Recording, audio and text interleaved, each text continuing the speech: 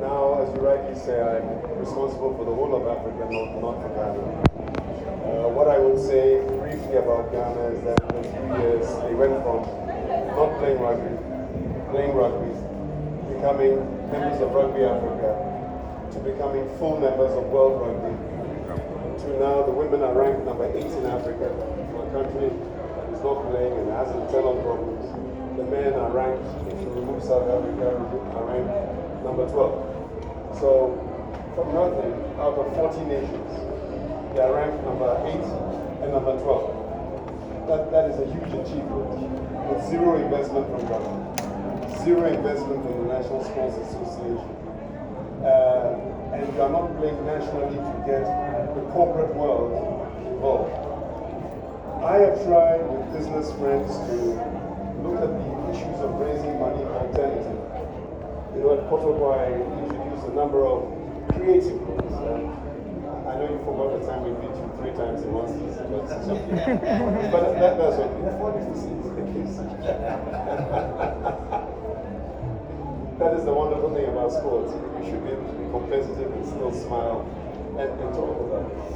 So, no, you're absolutely right. I hope that the future of the sport in this country is the future of all sports. I was asked by one minister of sport recently, I will not mention the name, in an African country. I wanted to talk about rugby, and then he stopped after 10 minutes and asked me to talk about football. And I said, oh, I have nothing to do with football anymore. And he said, yes, but we have aired. And I said, you don't need to listen to rumors. And he said, anyway, we would like to take our country from base 0 to being as good as some of them in Africa. And I said, oh, there are a lot of experts there. He said, oh, we are in Ghana. And he went to see your right to dream academies and so forth. And we'd like to build academies in our country. And he said, come on, off record. So I said to him, that is an extraordinary academy. You need to give respect and thanks to it. But as a nation, what we did in Kumasi as Portugal was not fully understood or appreciated. But let me explain. I think as a national policy, it changes things fundamentally.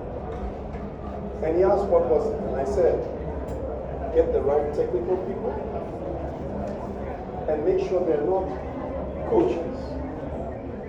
It's got to transcend football. In Kotobo, we got who I still believe is one of the greatest coaches that Ghana has ever had. That's Middleton. You can't bring Otto and the guys anywhere close to this. And how he transformed is simple. He went to the schools. He went to the villages. Every day, training from 6 in the morning when he's finished. Then that car without going. Where's he next? He's in Britain. He's somewhere. Somebody told him there's a young kid who has extraordinary talent.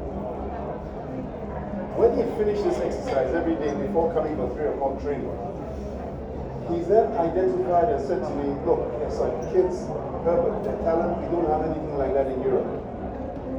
So we then took those children and put them into 2 or 3 Kumasi schools. Paid the school fees, gave the parents treasury bills. That's why the year I was removed from Kotobo, the following 2 years, all the players were players from that background. So your academy system is actually ensconced in the schools. Park Percy Fabian was taught his coaching by Lance Middleton. I mean, most people understand that. So the coaches then went into the schools to now educate teachers on the basic rudiments of what coaching is about. Before I left, we were now also getting them to talk about nutrition. Because sports is not only about what you play on the field, how the players, their lifestyles, what they eat, how they eat. And I don't believe in eating foreign diets. I believe that you look at simple and complex carbohydrates that you have here. You know which foods should be releasing sugars during the day, which help with the diuretic process, what you should eat late in the day, what portion of protein leads to muscle growth, how much carbohydrate you need to eat in order to release energy and power onto the field. So if the school teachers also begin to understand the process Then you are building up a series of academies. So I said to the minister, you get the right person, or two. Then you build that into a pyramid. If you build it into a pyramid, you then go Sport Australia or Sports France and build centers of excellence. So if it is Ghana, you have a center of excellence outside Accra, one outside Kumasi, one in Southwest, one in the north. That center of excellence then will take a child who has a talent to be a handball player, a basketball player, a hockey player, and you're monitoring him through the schools that you know you have this in place.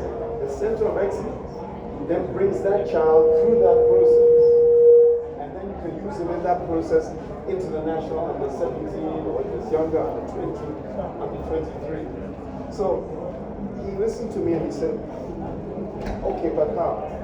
And I said, you get the one or two people to begin with, and you'll bring that pyramid. I mentioned Lindenberg because not only did he transform football in Kumasi, and we shouldn't forget, first year, Kotoko could not play a league match.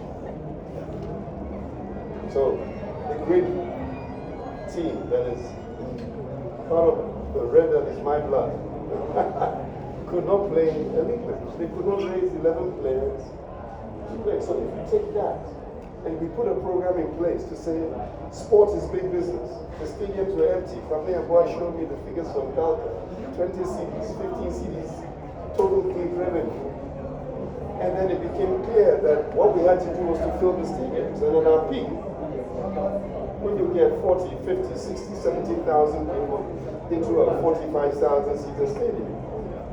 So therefore, the business of winning off the field, which is what your job is as an administrator, to win off the field, and therefore be able to attract money and capital, whatever the dream, the vision may be, it's a process, which is why I used to talk about a rebuilding process.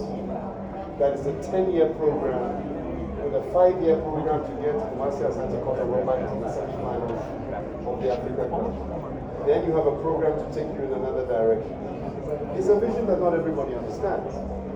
But if you take the concept and you understand that point through, otherwise you end up being patchwork. Is it football that you have a problem? You fail at AFCON, then you fail at AFCON, you fail at AFCON, you have an interesting penalty, and then you're in the World Cup.